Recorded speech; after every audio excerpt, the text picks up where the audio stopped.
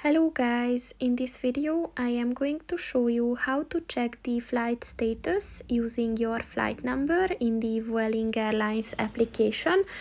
But first I just want to mention, don't forget to subscribe to my channel, because at 10,000 subscribers I am going to show you my whole YouTube revenue statistics and growth strategy, as well as how to make money online.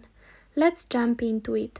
First of all, open the application on your phone and then click on the flight info button at the bottom of the page, and then click on the flight number button, and to check the flight status, just give your flight's number and then set the date,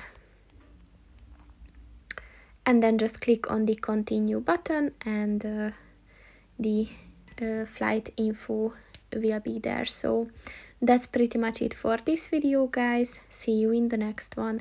Goodbye.